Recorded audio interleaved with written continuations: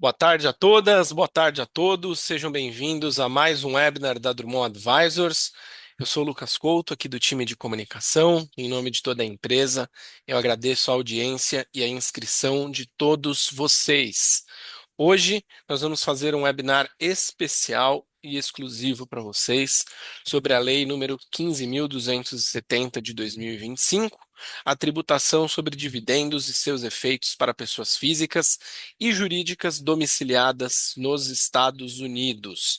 Ao meu lado aqui eu tenho Alan Bastold, meu colega de Drummond Advisors, gerente contábil da Drummond, e os team leaders de accounting da Drummond Advisors, Adriana Lemos e Francesco Ribeiro. Também Regina Fernandes, realizando a interpretação de Libras para tornar o nosso conteúdo cada vez mais acessível. Para você que não conhece a Drummond, seja bem-vindo, é um prazer te receber pela primeira vez. A Drummond é uma empresa especializada em transações internacionais, com mais de 15 anos de experiência e 13 mil clientes atendidos nesta jornada. A nossa equipe inclui contadores e advogados certificados internacionalmente, em uma equipe geral de mais de 350 colaboradores espalhados pelo globo. Estamos fisicamente localizados em Boston, Miami e Orlando, nos Estados Unidos, e São Paulo e Belo Horizonte. Antes de eu passar a bola aqui para os meus colegas, eu quero pedir para todos que fiquem à vontade para enviar suas dúvidas e perguntas via Q&A, que à medida que o webinar for acontecendo, elas vão sendo respondidas. Mais uma vez, obrigado a todos, um bom webinar, e agora a bola com vocês, meus colegas. Boa tarde, pessoal. Obrigado, Lucas, pela apresentação. Prazer dividir tela, um webinar mais uma vez com o Alan, com a Adriana. Espero que todos aproveitem. Esse webinar, como o Lucas falou, é feito para vocês, então a gente tem um tempo aí ao final, para trazer perguntas e dúvidas que vocês tenham. Mas hoje a gente vai falar da Lei 15.270, então, final de ano chegando, e como o ano correu, tivemos mais uma aprovação de legislação tributária no Brasil. Agora, a lei que cria a isenção para quem ganha até R$ 5.000, uma alíquota gradual para quem ganha entre 5 e 7.350, e ali uma alíquota de 27,5% para aqueles que vão ter rendas acima de 7.350. E para trazer essa alteração, foi criada a figura do imposto de renda à pessoa física mínima, que aqui a gente vai comentar bastante sobre a tributação de dividendos, mas a gente não está falando só da tributação de dividendos. Então, aqui o que é criado é uma alíquota mínima para pessoas que tenham uma renda, o que a gente chamaria de alta renda, de 600 a 1.200.000 reais, e que tenham uma alíquota global do imposto de renda abaixo de 10%, então, ultrapassando esse limite de 1.200.000, acaba-se gerando essa tributação adicional. E aí, por óbvio, quando a gente pensa em dividendos, dividendos são hoje isentos de tributação no Brasil, talvez sejam a principal fonte de renda atingida nesta alteração. Lucas, pode passar para mim, por favor? Bom, e aí vamos aqui debater um pouquinho o que muda com essa nova legislação. Basicamente, a gente tem aqui três grandes pilares, por assim dizer. O primeiro dele, como eu comentei, a isenção total para contribuintes que recebam até R$ 5.000 de renda no mês. Isso aqui até é um movimento em relação à atualização da tabela progressiva de imposto de renda, que, salvo engano, desde 2015 não era atualizada. Então, ela, de uma certa maneira, vamos dizer assim, diretamente ela foi atualizada. Então, aqueles contribuintes que têm uma renda tributável de até R$ 5.000 no mês, eles ficam isentos de tributação. E aí cria-se um desconto parcial para aqueles contribuintes que recebem até 7.350. Aqueles que superem esse valor caem diretamente na alíquota de 27,5% de tributação da pessoa física. Com isso, como eu comentei, foi criada a figura desse imposto de renda mínima, tá? Então, contribuintes que são considerados de alta renda, eles passam a ter um imposto mínimo. O que isso impacta? Não é que qualquer renda acima de 50 mil vai ser tributada em 10%, não. O que tem aqui que algumas receitas, por exemplo, receitas de aplicações financeiras, você vai ter uma tributação ali de 15 a 22,5%, ganho de capital você vai ter 15 a 22,5%, negociação de renda variável, alguns ativos, você tem uma tributação que ela já, por si só, tem uma tributação, mas quando a somatória de tributos recebidos no ano por um contribuinte não atinge 10%, se essa soma, como vamos ver lá na frente, descontado alguns tipos de aplicações em algumas situações, superar 600 mil, você começa a ter uma alíquota escalonada que vai de 0 a 10% quando se atinge 1.200.000 de renda anual. Tá? Além disso, a gente tem aqui uma retenção de imposto de renda com alíquota de 10%, e aqui um ponto importante, mais à frente a gente vai adentrar um pouco mais aprofundadamente, mas falando quando isso impacta com empresas domiciliadas nos Estados Unidos, tá? Mas aqui a gente tem uma retenção de 10% nos dividendos remetidos ao exterior, sejam dividendos pagos a um não residente fiscal, domiciliado no exterior, ou a uma PJ no exterior. Então, aqui, automaticamente, a gente passa a ter essa retenção de 10% no pagamento de dividendos. Importante destacar, tem limite de valor, tá? Não entra naquela regra dos 50 mil. Qualquer valor pagos, creditados, entregues a domiciliados no exterior, passa a ter esta retenção de 10%. Lucas, por favor. Bom, como eu comentei, né? Então a gente vai ter a alíquota mínima aplicável para quem tem mais de 600 mil no mês e 1.200.000 em alíquota máxima, né? Essa alíquota, é importante destacar, de 50 mil, quando a gente volta a falar de dividendos, você vai ter uma retenção na fonte no excedente que superar 50 mil em um único mês, pago por um único CNPJ para um único CPF. Tá? Então, se você tiver dividendos recebidos de diferentes CNPJs que não atinjam 50 mil, você pode ficar sujeito a essa alíquota de imposto de renda mínimo no anual, mas você não vai ter a retenção na fonte a título de antecipação de tributos no mensal. Então, aqui é importante destacar, porque aqui começam a ter figuras de planejamento, como a Adriana vai pontuar um pouquinho mais na frente. Mas, se você tem uma previsibilidade mensal de receber menos de 600 mil, previsibilidade anual de receber menos de 600 mil, vale a pena estudar a distribuição desse dividendo de forma uniforme ao longo do ano, para que não tenha um mês onde você receba 100 mil, 200 mil, e nos meses restantes valores menores. Porque essa retenção do excedente que superar os 50 mil, ela vai ser paga no mês da distribuição, mas ela só vai ser devolvida ao contribuinte se na apuração da declaração de imposto de renda anual, verificar que a alíquota ficou menor, que o valor recebido ficou menor que 600 mil, esse excedente que já foi retido, ele só vai ser restituído para o contribuinte no calendário de restituições da declaração de ajuste anual. Então, a gente está falando ali que vai começar em junho, julho, agosto, outubro, novembro do ano seguinte. Então, você pode ter uma situação onde você teve uma retenção de 10% no mês de fevereiro de 2026 e só vai ter esse valor restituído, se ele for pago a maior, em outubro de 27. Então, a gente tem um descasamento aqui entre a retenção e a devolução do valor. Lucas?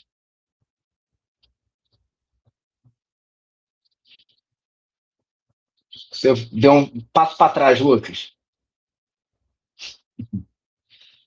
Bom, como será o cálculo? Eu comentei um pouquinho, né? Somam-se todos os rendimentos tributáveis isentos e exclusivos, salvo algumas exceções que a gente vai ver lá na frente. Então vai se somar salário, rendimento de aplicação financeira, dividendos de ativos de bolsa de valores, ações, papéis que vocês tenham, dividendos de PJs pagos diretamente no teu CPF. Então isso tudo se soma. Quando esse valor supera 600 mil, o contribuinte é elegível ao cálculo de imposto de renda pessoa física mínima. E aí ele vai entrar na tabela escalonada. Daqui vai se deduzir tudo que foi pago e possíveis exclusões da base de cálculo anterior. Tá? Além disso, né, a alíquota ela vai atingir até 10% quando superar 1.200.000. Ou a base de cálculo é inferior a 1.200.000, você vai ter um escalonamento. Então, aí é um cálculo que a gente nem vai entrar muito aprofundadamente hoje, mas você vai tendo uma tributação escalonada em cima deste valor, tá? O imposto devido, então, vai ser a alíquota aplicável menos a base de cálculo. Basicamente, vezes a base de cálculo, basicamente, o imposto devido vai ser feito todo operacionalizado dentro da declaração de imposto de renda. Como a declaração, é importante destacar que como o programa da declaração de imposto de renda só vai ser liberado ali finalzinho de fevereiro, início de março, a gente ainda está descobrindo, ainda vai descobrir como vai ser prestada essa informação para a Receita Federal, qual o grau de aprofundamento eles vão pedir nos dados, no detalhamento, como foi na 14754, aí só voltando um pouquinho, na lei de tributação de aplicações financeiras e entidades offshore, que nós aguardávamos a criação de toda uma ficha para apurar essa tributação, quando foi feito foi apenas uma inclusão de uma informação dentro da própria ficha de bens e direitos do determinado ativo que você está oferecendo a tributação. Então, isso a gente vai conseguir dar uma visão melhor quando o programa da Receita for liberado, para entender qual vai ser o efeito disso. Eu estou dizendo o programa da Receita for liberado e nem é o do próximo período fiscal, né? Que é referente a 2025, vai ser do período fiscal de 26, entre março, abril e maio de 27. Então, até lá a gente ainda tem muito ponto para discutir e para clarificar como vai se dar essa tributação. Por favor, Lucas. Bom, o que é dedutível dessa base de cálculo? Lembra que eu comentei que a base de cálculo vai compor todos os rendimentos tributáveis, isentos e de tributação exclusiva? Mas alguns tipos de aplicações financeiras e rendimentos e investimentos foram excluídos da base de cálculo, entre elas parcela de atividade rural, ganho de capital, aqui, exceto aqueles de bolsa de valores. Então, todo ganho de capital fora de bolsa de valores, fora de ativos comercializados na bolsa de valores, não aumenta essa tua base de cálculo. Então, por exemplo, eu tenho 400 mil de rendimentos de dividendos recebidos no ano. E nesse ano eu fiz a venda de um imóvel que apurei 2 milhões de ganho de capital. Na teoria, minha base de cálculo seria esses 2 milhões e 400, mas eu excluo o ganho de capital da tua base de cálculo. Doações e heranças, a gente também exclui dessa base de cálculo. Rendimento de conta poupança e algumas aplicações financeiras. Isso também foi um grande debate durante a proposição do projeto de lei. Então, LCA, LCI, fundos incentivados, então, fundos de estrutura, mercados que têm incentivos fiscais, eles acabaram ficando de fora também dessa base de cálculo, até para não perder a atratividade do investimento. Então, aqui também pode ser feito, começam alguns estudos no sentido de que a aplicação financeira vale mais a pena, um CDB, uma LCA, um LCI, já que essas aplicações elas não majoram a tua base de cálculo, enquanto um CDB majora a base de cálculo. Então, novamente, se você tem 600 mil numa aplicação financeira que não entra no cálculo, ou 600 mil numa aplicação que entra, ela vai ser somada aos dividendos e pode gerar essa tributação de 10% para você. Então, aqui também é um ponto para rever carteira, rever posição de aplicações financeiras, para entender o impacto delas na base de cálculo do imposto de renda mínima. Bom, a tabela progressiva, né? Como eu comentei. Então, aqui a gente tem, iniciando em 600 mil, obviamente em zero, até 600 mil é zero. E aí você tem alíquotas que vão de 0, 2,5%, 5%, 7,5%, 10%, e essa alíquota é escalonada, tá? Então, a cada janela de tributação, você vai ter uma tributação proporcional ao valor que está dentro dessa tabela. Então, até 600 mil você vai ter uma tributação, vai ficar 0, acima você vai ter 2,5%, depois 5%, até atingir 10%, e se superar 1.200.000, vai ter essa tributação em 10%, tá bem? Por favor, Lucas. Deduções. Bom, o que a gente tem de dedução? Todo imposto que já foi pago ao longo do ano, então se a sua alíquota ficou em 10%, mas você já pagou imposto em cima das aplicações financeiras, em cima do salário e tudo mais, você acaba deduzindo. O imposto apurado da 14754, então se você também tem lucros de entidades offshore que são elegíveis à tributação automática, do seu resultado na declaração de imposto de renda, você vai ter aquele valor tributado em 15%, aquele valor vai somar para a tua base de cálculo de imposto de renda mínima, mais o imposto pago entra como uma dedução para você.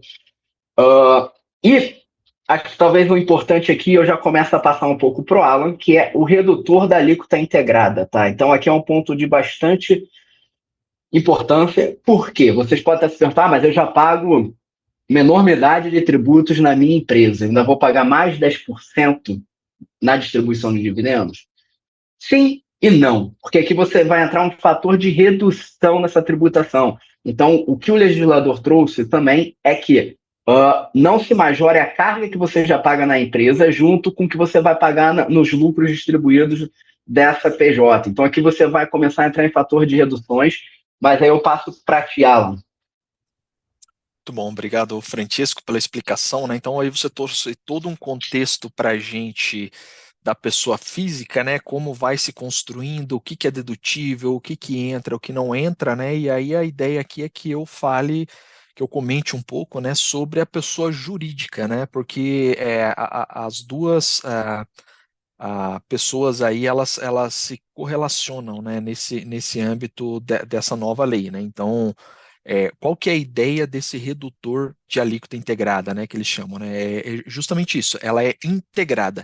A ideia é que você não pague mais na pessoa física ou na pessoa jurídica do que já é o limite previsto em lei, né? Qual que é o limite previsto em lei hoje que nós temos de alíquotas, né? Para imposto de renda e contribuição social. Então, ela gira em torno de 34% da alíquota efetiva. Então, foi estipulado, né, para empresas em geral, que é o que eu vou focar aqui, né? Tem outros porcentagens ali para bancos e seguradoras, mas para as empresas em geral, é que tenha-se uma alíquota nominal de 34% e não exceda esse valor. Então, quando a gente está falando de lucro real, principalmente nas pessoas jurídicas, nós temos várias deduções no lucro real que podem abaixar essa alíquota de imposto de renda, que não vai ser efetivamente 34%. Ela pode ser eventualmente 20% ou 10% em alguns casos, quando aplica-se lei do bem, por exemplo. Tem alguns artifícios fiscais que podem ser aplicados, né, legalmente para reduzir a tua alíquota de imposto de renda e contribuição social, que é o IRPJ e o CSLL, né, que é sobre o teu lucro.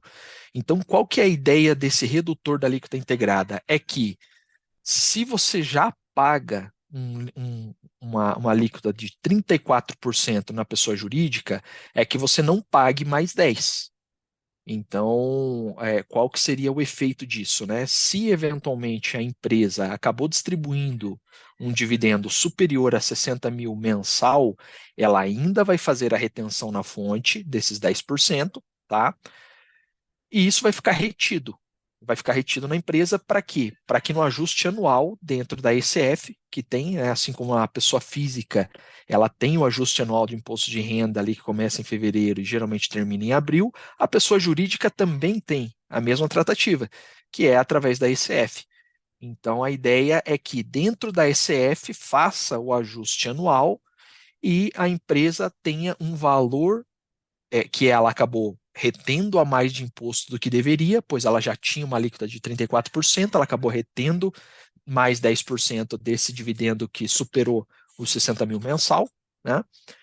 E ela capte de volta, né? Ela faça essa restituição desse dinheiro através de uma percomp ou através de uma compensação futuramente, após formada a base negativa, né? O prejuízo fiscal ali, após ela ter esse valor evidente na ECF, né, que ela possa fazer essa restituição. Então, a ideia do redutor da alíquota integrada é realmente que não tenha uma alta carga tributária, né, que não exceda aos 34%. É o principal ponto aqui. Tá? É, então, o redutor da alíquota, ele, na verdade, ele é um mecanismo, né, de ajuste aí, da carga tributária, né, nada mais do que isso. Mas, de certa forma, ele acaba sendo um pouco complexo por é, correlacionar as duas partes, né. Próxima slide, Lucas, obrigado. É, E aí, assim, no lucro real, nós temos toda uma regra de cálculo e de apuração de imposto, né, que a gente chama de LALUR, né, o livro de apuração do lucro real, onde algumas despesas elas são dedutíveis, outras despesas elas são indedutíveis, onde você não considera como lucro fiscal para pagar os 34% de alíquota sobre o lucro. né? E como que funciona no Simples Nacional e no lucro presumido, que não tem o mesmo mecanismo dentro do LALUR, né? Então aqui tem um cálculo simplificado, né, para o Simples Nacional e para o lucro presumido do lucro contábil, né? E que ele é basicamente o faturamento deduzido da folha de salários e encargos legais, o preço de aquisição de mercadorias destinada à venda em caso comercial ou o preço das matérias-primas em caso de indústria, né, embalagens, enfim, todo o teu custo, né, de produção. O aluguel do imóvel necessário para a operação da empresa, né, e isso desde que tenha a retenção do imposto do imposto de renda, né, por parte da fonte pagadora, né, é, os juros sobre financiamentos necessários à operação da empresa. Então, se for um juros ali, um financiamento que o sócio eventualmente pegou pela empresa, mas é para uso particular, isso não pode ser deduzido do lucro contábil para o Simples Nacional e para o lucro presumido. Tá? Então, ele tem que ser realmente relacionado à tua operação que a tua empresa foi estabelecida, né, de acordo com o CNAE, com as atividades ali da empresa, tá? E aqui ainda sobre os juros sobre financiamentos, é, desde que concedido por uma instituição bancária autorizada para operar pelo Bacen. Então tem que ser realmente um banco é, de operação comercial, né? Ele não pode, por exemplo, o Francesco tem a empresa dele, ele empresta o dinheiro para mim, eu pago os juros para ele, eu não posso considerar esses juros como dedutível aqui, né? Como algo que eu vou diminuir da minha base do lucro contábil, né? Tem que ser para uma entidade financeira autorizada, tá? E por último, né, como dedução aí do lucro contábil, é, a gente tem aqui a depreciação de equipamentos necessários à operação da empresa, né? E aí seja ela comercial ou industrial, né? É, então, desde que observada aí a regulamentação sobre depreciação que estejam sujeitas às pessoas jurídicas submetidas ao lucro real. Então, você veja que aqui o que que ele está fazendo dentro do Simples Nacional e lucro presumido? Ele está deixando praticamente ou muito similar, né, não na totalidade, mas muito similar à regra que você tem no lucro real, onde você tem uma tabela estabelecida pela Receita Federal para você poder depreciar equipamentos, você tem uma tabela para carro, uma tabela para imóveis, uma tabela para móveis, uma tabela para componentes eletrônicos, computadores, né? Então, o que a lei está trazendo aqui é que não é porque você tem um lucro contábil no Simples Nacional que você vai poder considerar todo ele para a lei. Você vai ter que realmente fazer a continha para chegar é, no lucro contábil estabelecida pela Receita Federal, aceitável pela Receita Federal, né?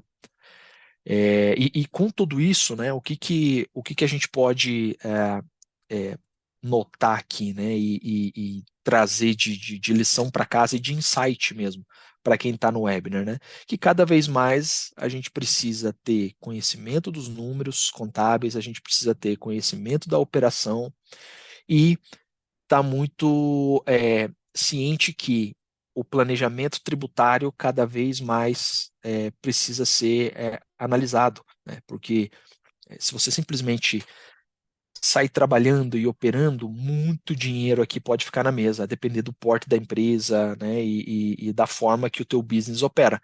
Então, a Adri aqui vai trazer algumas situações de a, empresas de estruturas, né, fora do país, e alguns outros insights aqui também de operações recorrentes, né, que podem eventualmente ajudar aí o empresário a é, reduzir a carga tributária, né, efetiva ou de certa forma até diferir esse imposto, né, não pagar agora, pagar no ajuste anual, poder trabalhar com o dinheiro, e algumas situações, né? Então, Adri, eu vou chamar você aqui para conversa com a gente, né, para você poder apresentar o que que você preparou aí de estruturas para o pessoal que está acompanhando o webinar. Obrigada, Alan. Obrigada, Francisco. É, bem, final de ano, né, e várias novidades, tanto do lado do Brasil e dos Estados Unidos. Foi um ano aí bem agitado para todos os tributaristas, contadores, e enfim. Mas é um prazer, pessoal, estar aqui com vocês hoje e poder falar um pouco dos impactos da tributação sobre dividendos para pessoas físicas e jurídicas domiciliadas nos Estados Unidos, né? Essa tributação, essa legislação, ela mudou no Brasil, mas ela acaba refletindo muito nessa tributação para o brasileiro, empresas e transações entre os dois países, né? Isso já acontece agora, né, como o Francisco comentou, a partir do mês de janeiro, e muitas estruturas elas realmente vão precisar ser revistas. Em regra, né, os dividendos pagos por empresas brasileiras para um residente fiscal americano, eles são considerados nos Estados Unidos como renda de fonte estrangeira. Então, o imposto de renda pago no Brasil, ele poderá, em regra, ser utilizado como crédito nos Estados Unidos. É, Embora Estados Unidos e Brasil não tenham firmado um acordo de bitributação, há o princípio da reciprocidade, né? Então, se um país que permite que o imposto pago em um país seja aproveitado como crédito no outro país. Eu vou trazer aqui no próximo slide, Lucas, se puder compartilhar, alguns modelos, né, de estruturas que são usadas por investidores que mantêm participação societária em empresa, investidores que se tornam residentes americanos ou empresas, mas que mantêm participação societária no Brasil. E mencionar os reflexos, né, da mudança dessa nova lei, da tributação sobre os dividendos. Na estrutura de check the box, desculpa, eu não estou vendo aqui o compartilhamento da tela, já está com a estrutura de check the box?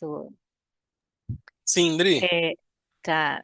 Na estrutura com o check the box é o seguinte: um residente fiscal brasileiro, quando ele vai se tornar um residente fiscal americano, ele vai mudar para os Estados Unidos, em regra, o primeiro passo dele é fazer um estudo tributário, né?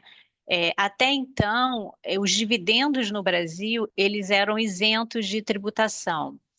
E aí, quando essa pessoa física, o sócio da empresa brasileira, se torna residente fiscal americano, esses dividendos, eles são tributados nos Estados Unidos sem nenhuma redução.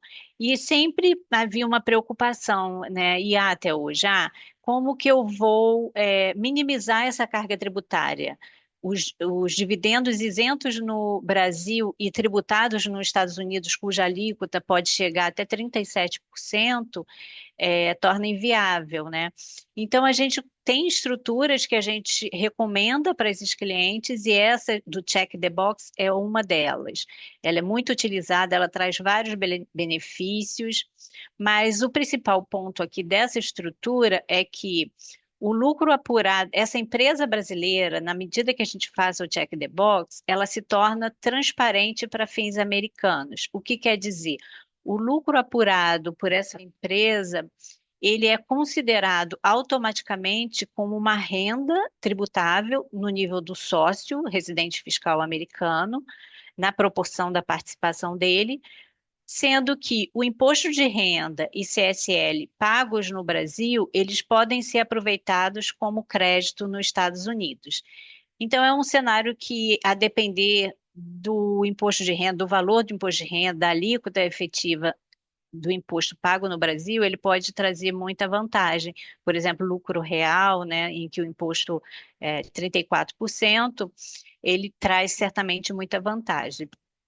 A questão agora é o seguinte: com essa tributação, os dividendos eles passaram a ser tributados na remessa ao exterior, independentemente de valor. Então, a questão é, se o lucro ele é reconhecido no próprio ano, pelo lucro apurado da empresa, por exemplo, 2025, o lucro apurado ele é reconhecido no próprio ano e o imposto de renda e CSL pagos também são considerados como crédito no próprio ano. Se esse lucro não for distribuído no próprio ano, ele for distribuído 2 anos depois, por exemplo, ele vai ter uma retenção de 10%. sendo que essa distribuição desse lucro lá na frente, ela não é tributada nos Estados Unidos. Então, aí a questão é, esse imposto retido, ele poderá ser aproveitado como crédito, já que não vai ter uma renda equivalente no mesmo período? Então, é um ponto que ainda não tenho uma resposta, mas é um ponto para a gente avaliar.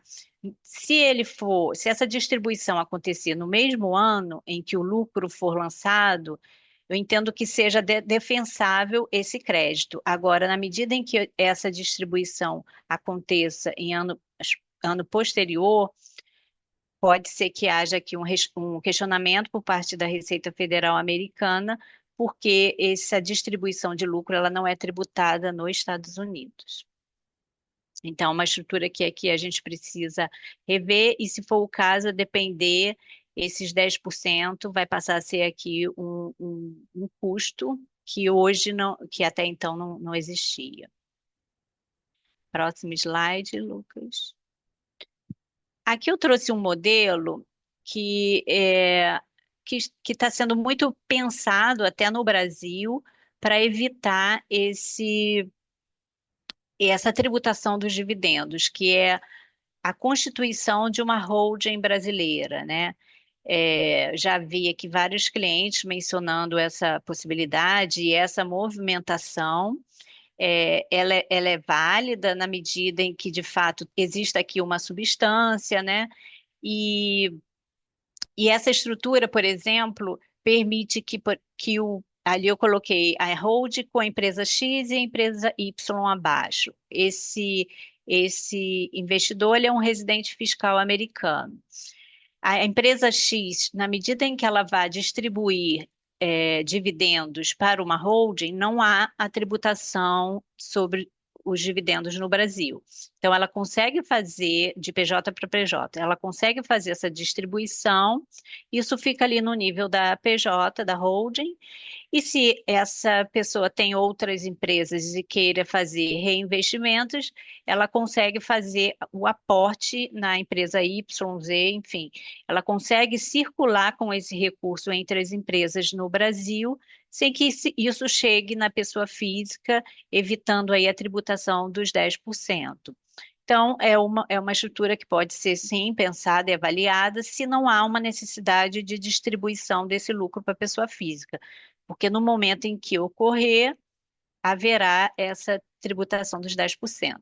A questão aqui para fins americanos é que essa holding, ela vai passar a ser tratada como uma corporação estrangeira controlada por um residente dos Estados Unidos, e o que pode sujeitar esses lucros, ainda que não haja uma distribuição para a pessoa física, como sujeita às regras americanas de antidiferimento, em que pode estar sujeita ali ao imposto chamado subparte F. Então, para evitar, existem várias regras que excetuam essa tributação, mas para a gente identificar se há aplicabilidade ou não dessa exceção, a gente tem que entender a atividade operacional, o percentual de participação, são vários critérios aqui para a gente identificar se há essa exceção do subparte F. Mas é só um ponto que eu estou trazendo como um cuidado. A constituição dessa holding entre o residente americano e as empresas operacionais pode causar essa tributação extra nos Estados Unidos do subparte F, que é uma regra antidiferimento, justamente para evitar que o residente fiscal americano mantenha recursos fora sem trazer nenhuma tributação para os Estados Unidos. Então, vamos para a próxima estrutura, que é a estrutura de Corp americana.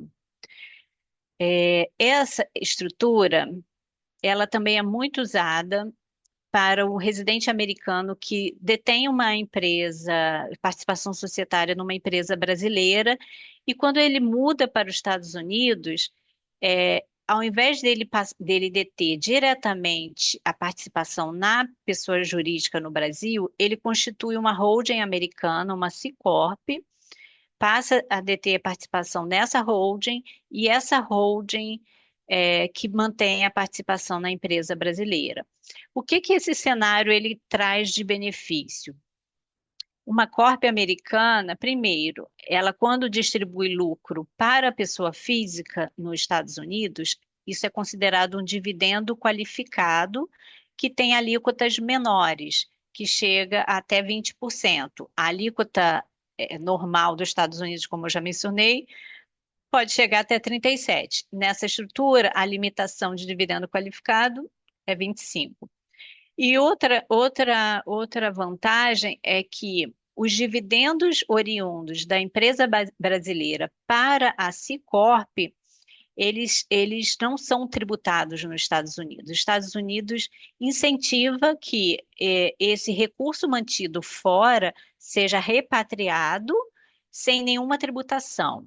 Então, como era antes, que eu botei ali o antes e o depois da lei. A empresa brasileira apurou lucro, ela distribui esse lucro para a Cicorp americana, distribui a Cicorp americana sem nenhuma tributação. A Cicorp americana recebia esse lucro, esse dividendo, e também não tinha uma tributação no nível dela. Ela podia manter esse recurso ali, ela podia usar esse recurso para investir, aportar em outras empresas, em outras atividades, ou ela poderia também distribuir para o sócio. Nessa segunda distribuição, que se aplicaria o dividendo qualificado até 20%. Agora, com essa mudança, essa distribuição do lucro da empresa brasileira para a empresa americana, ela vai ter uma retenção de 10%. Nesse caso, por se tratar de uma empresa estrangeira, a tributação ela vai acontecer da mesma forma, né? Então, esses 10%, ele não vai poder ser aproveitado nos Estados Unidos, porque, como eu falei, essa não é uma renda tributável nos Estados Unidos. Só poderia ser aproveitado se fosse uma renda tributável. Como não tem tributação americana, não há possibilidade de aproveitamento desse crédito. Então, é uma estrutura aqui também que vai precisar ser revista, porque ela vai aumentar aqui vai ter esse impacto de 10% que até então não existia. Era uma operação totalmente isenta. Tá? Próxima estrutura é a estrutura do FLIP. Essa estrutura ela é muito usada também por startups, empresas brasileiras que têm uma intenção de captar investidores, né, americanos ou estrangeiros, e geralmente essa estrutura ela funciona dessa forma, uma holding em Cayman, com uma LLC americana e a empresa brasileira abaixo, que é a empresa operacional. Então, inicialmente, nessa estrutura, todos os sócios, eles estavam ali na empresa brasileira e eles passam a ficar no nível da holding em Cayman. Aqui a gente vai ter duas legislações aqui aplicáveis nesse cenário, que é a lei das offshores, né, e a lei dos dividendos. Com a lei das offshores, esse residente fiscal brasileiro, ele, aqui no caso está o americano, né? Mas vamos supor que ele fosse o brasileiro. Ele receberia esse lucro do exterior, a princípio com 15%, mas em se tratando de empresa brasileira, a lei das offshores, ela permite uma isenção, desconsiderar para fins do residente brasileiro que esse lucro seja tributável novamente no Brasil, porque ele já saiu da empresa brasileira, ele foi para a LLC, foi para a Cayman, então não faria sentido esse residente fiscal brasileiro tributar novamente. Mas aqui, agora, quando a empresa brasileira distribuir esse lucro para a empresa americana, vai haver essa retenção de 10%. Então, o sócio que é residente fiscal brasileiro, ele não vai poder aproveitar desse imposto de 10%. Eu não vejo assim essa possibilidade, mas é um assunto que é tudo novo e a gente está trazendo aqui para refletir juntos, né? Então, antes, pela lei das offshores, ele permitia que esse recurso vindo no Brasil não tivesse nenhuma tributação mais no nível dos 15%, mas agora com essa lei vai ter essa retenção de 10% e eu não vejo essa possibilidade, pelo menos, de aproveitamento desse crédito no Brasil pela pessoa física. Enfim, essas são as estruturas que eu trouxe para a gente comentar aqui.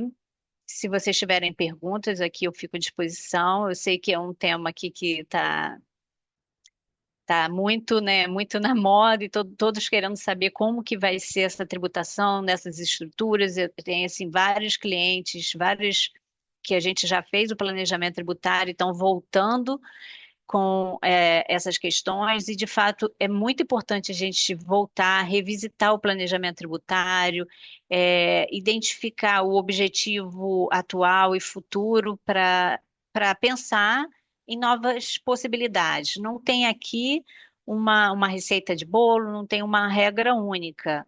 A gente precisa identificar atividade operacional, objetivo futuro, percentuais de participação, porque cada detalhe desse pode diferenciar a nossa sugestão de cenário, números, né, fazer cálculos com os números apresentados, enfim. Essa é a minha mensagem aqui, esses são os casos práticos que eu trouxe e eu fico aqui à disposição para dúvidas e comentários. Obrigada, pessoal.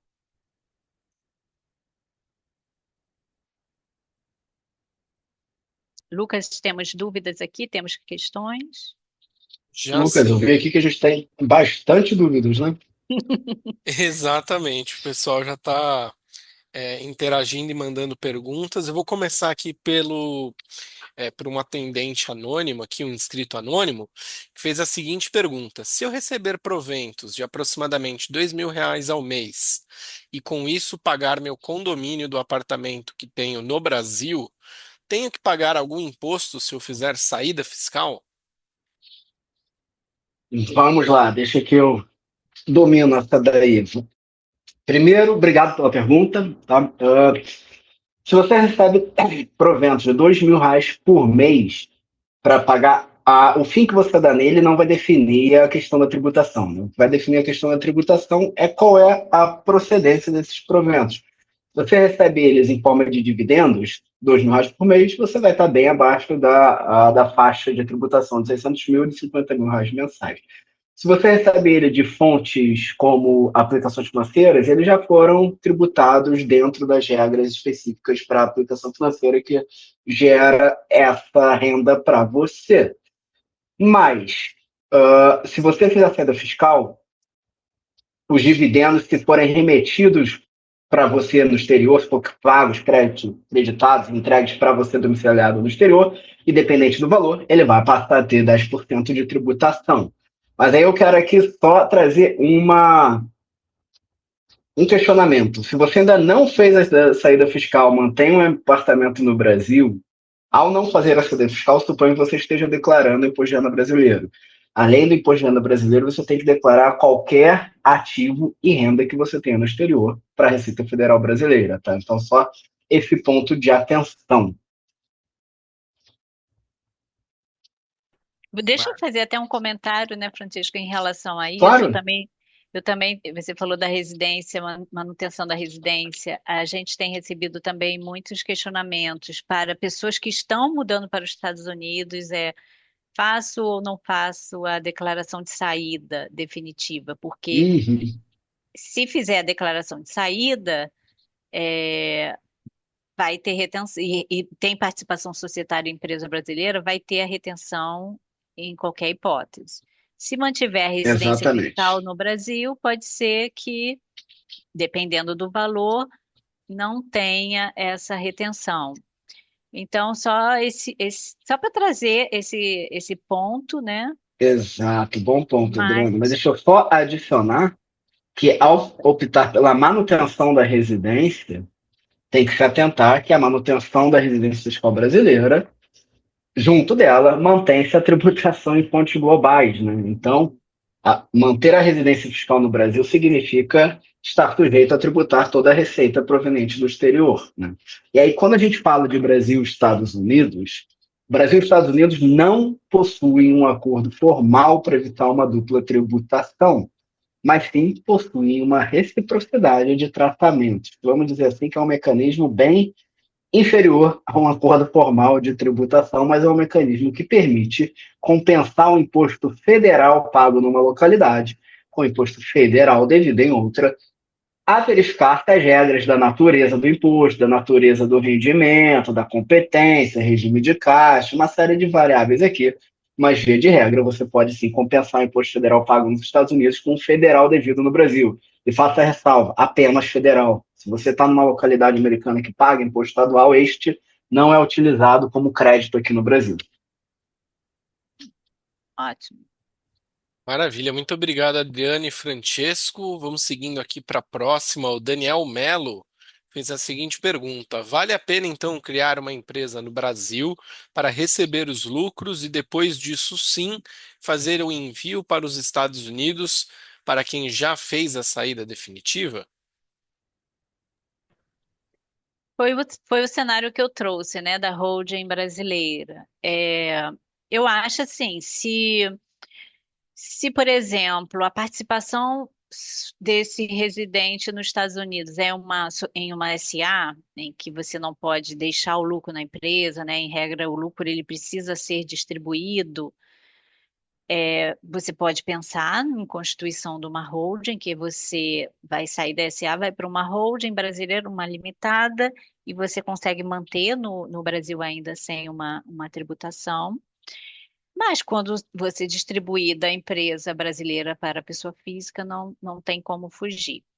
E também naquele caso que eu trouxe, em que se você deseja usar o lucro de uma empresa brasileira para reinvestir em uma outra empresa brasileira, também é um cenário que evita, né, desse lucro chegar na pessoa física, evita a tributação no Brasil e nos Estados Unidos, mas também traz aquela questão das regras antidiferimento dos Estados Unidos, porque a empresa holding vai passar a ser uma controlada estrangeira. Assim, Adriana, eu acho que de forma resumida, para fixar bem o entendimento, o que a gente tem é a distribuição de dividendos, falando aqui exclusivamente de dividendos, para a pessoa física no Brasil, ela vai ter a tributação acima de 50 mil no excedente de 10%, e naquela tabela progressiva de 0 a 10% para quando superar 1,2 milhão. E quando os dividendos forem entregues a pessoas físicas ou pessoas jurídicas no exterior, você vai ter o 10% independente do valor. Então, a distribuição de dividendos para pessoa física ou para PJ ou pessoa física domiciliada no exterior fica sujeita à incidência do imposto de 10%. Isso. Eu acho que esse ponto aí, eu acho que dá até para a gente já linkar numa outra pergunta aqui do Daniel, Daniel Catelan, perguntando, né, se os dividendos precisam ser efetivamente distribuídos para serem adicionados à base de cálculo ou apenas apuração contábil, já que se entende ocorrido o fato gerador. Não, desculpa. Ou apenas a apuração do lucro contábil já se entende o ocorrido fato gerador? É uma pergunta. Então, assim, é a distribuição ou é a apuração, né? E aí, por que eu estou conectando uma coisa na outra? Aqui realmente é para adicionar, né, ao que a Adri comentou. A, a retenção ali, né, dos 10%, né, o pagamento ali dos 10%, ele vai ocorrer no ato da distribuição, não da apuração. Então, se você tiver ali um lucro e deixar o lucro na empresa e reinvestir na mesma empresa, você não vai pagar o imposto. E aí, por que que eu tô.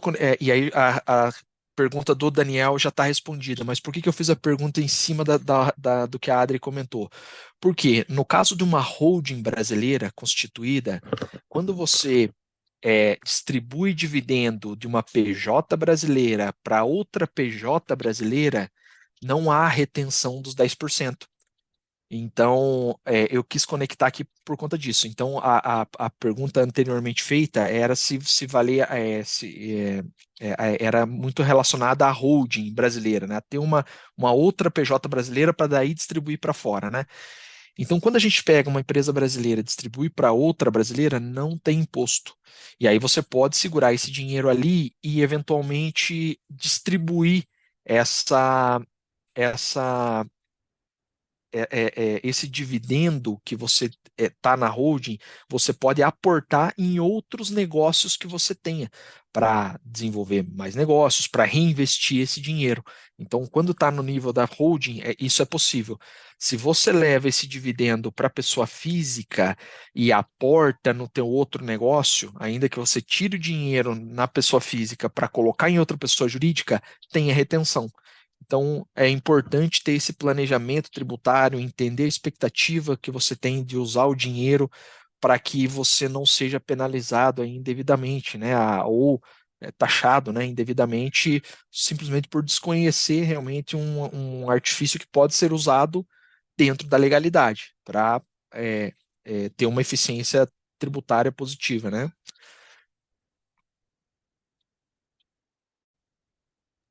Maravilha, Alan. Muito obrigado. Vou passar aqui para as próximas perguntas que vão chegando. A Alana Cavicchiolo perguntou o seguinte: a retenção de 10% para lucros remetidos ao exterior também entrará na regra de transição, desde que faça ata em assembleia com distribuição até 2028?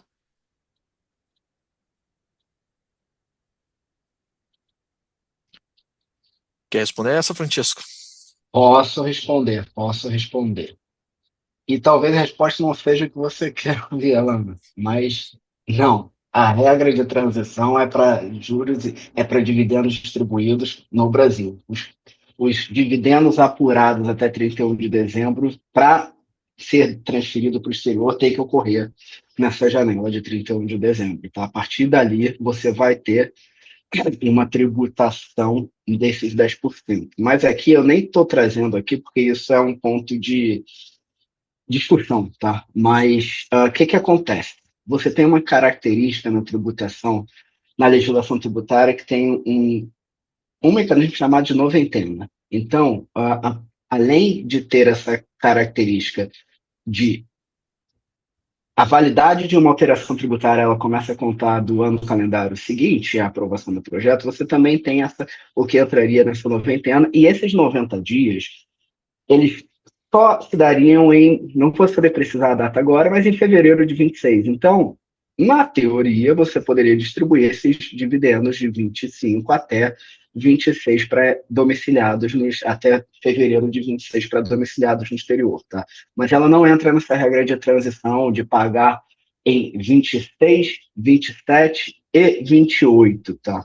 Então, a resposta talvez não seja que você queira ouvir, mas a princípio não entra na regra de transição de aprovar a distribuição de dividendos, registrar a ata em 2025, apurar todo o lucro acumulado e distribuir até 2028. Perfeito. Aqui tem bastante discussão, né, Francisco, sobre isso, né? Assim, o Sim, pessoal aqui está é um ponto brigando de bastante bastante. discussão.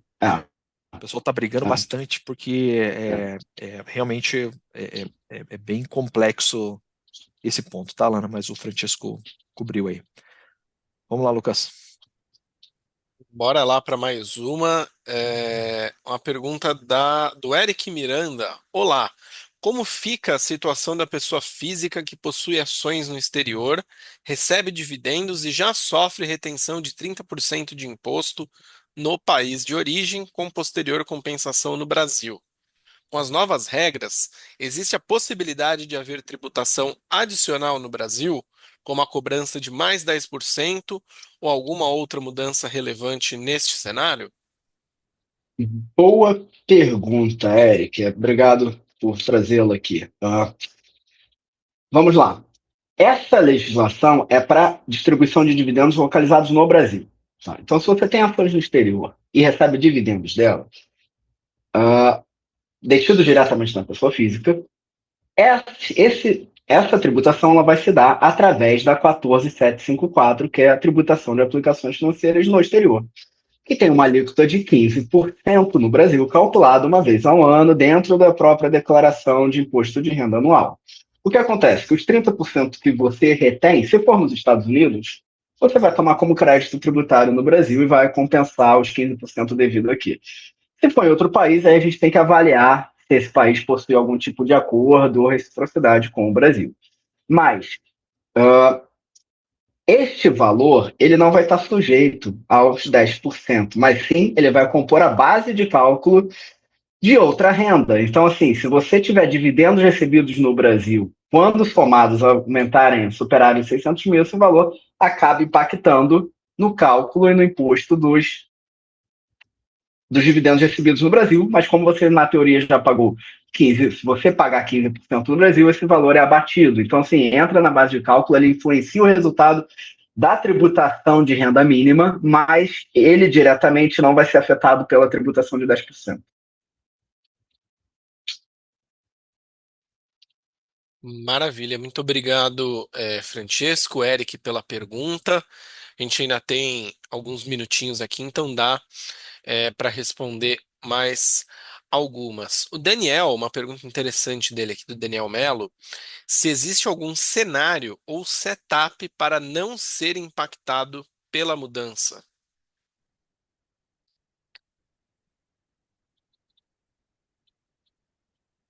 Quer puxar essa, Adriano?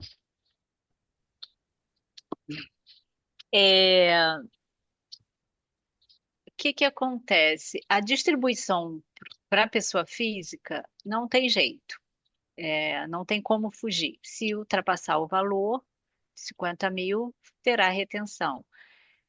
Alternativas que estão sendo avaliadas, como eu falei, é a constituição de uma holding para distribuir de empresa para empresa, mas aí você vai diferir, né, esse momento, que quando houver para a pessoa física lá na frente, de qualquer forma, vai haver a tributação.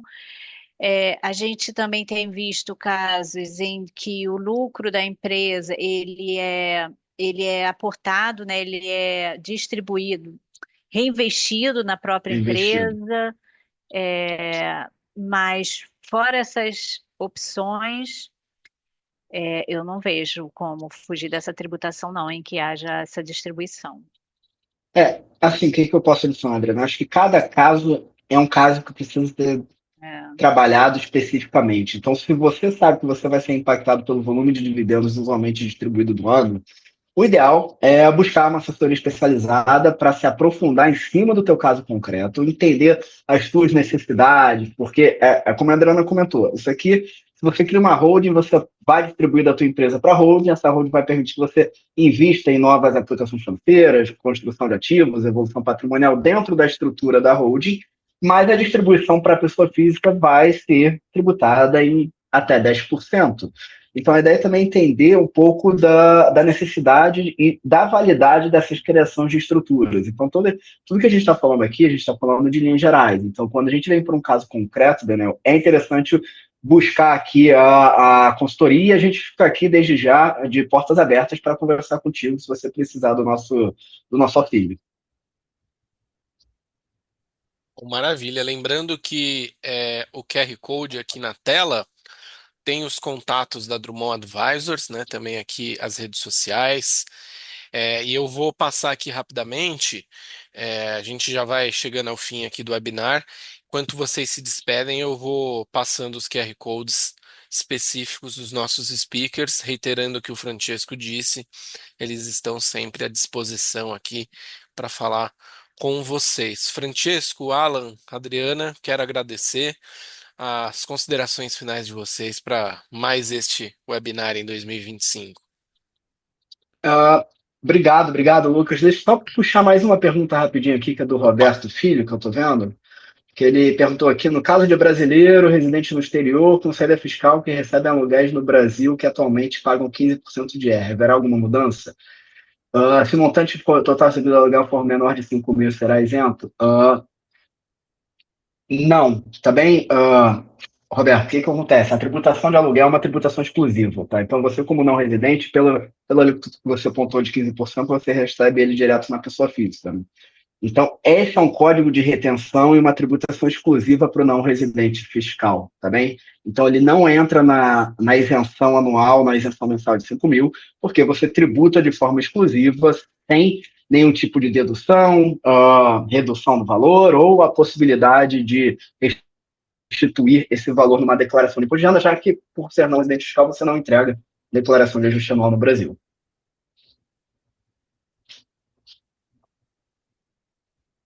Maravilha, muito obrigado, Francesco. Alan, Adriana, consideração final de vocês. Estou passando aqui também na tela os QR Codes de contato de todos os nossos speakers de hoje. Eu Eu gostaria gostaria somente. de agradecer. Opa, por favor, Opa. Adri, ladies first. Agradecer a Alan, Francesco, Lucas pela participação aqui. É sempre um prazer falar com vocês, trocar ideias desses assuntos tributários, contábeis. E dizer que eu fico à disposição de todos que queiram saber desse reflexo e analisar estruturas internacionais. Fico à disposição para avaliar com vocês os próximos passos, sugestões, e meus contatos estão aí. Enfim, foi um prazer, pessoal. Obrigada. Bom, obrigado, Adri, obrigado, Francisco, pela participação, o Lucas, né, que nos ajudando aqui, organizando também, e agradecer principalmente ao pessoal, né, que participou aí com a gente até agora, né, ainda tem bastante gente aqui online, gostaria de agradecer também pela participação de todos, e contem conosco aí para o que vocês precisarem, tirar dúvida, bater papo, enfim, né, o que a reavaliação de estrutura, o que vocês precisarem aí, a gente vai estar aqui à disposição para ajudar vocês. Muito obrigado. Bom, obrigado, Alan, Francesco, Adriana. Quero agradecer também a Regina, que esteve aqui com a gente. Quero agradecer a todos e todas que se inscreveram em nosso webinar. Sigam as redes sociais da Drummond Advisors, @Drummond Advisors. Escaneie o QR Code também para ter acesso aos nossos e-mails, sites, e-books. Nos vemos na quinta-feira, às 4 da tarde, Brasil, para um webinar especial com o Select USA, abordando captação de investimentos nos Estados Unidos. Para se inscrever, basta acessar nossas redes sociais. Muito obrigado para todos, um bom resto de dia e até a próxima. Tchau, tchau.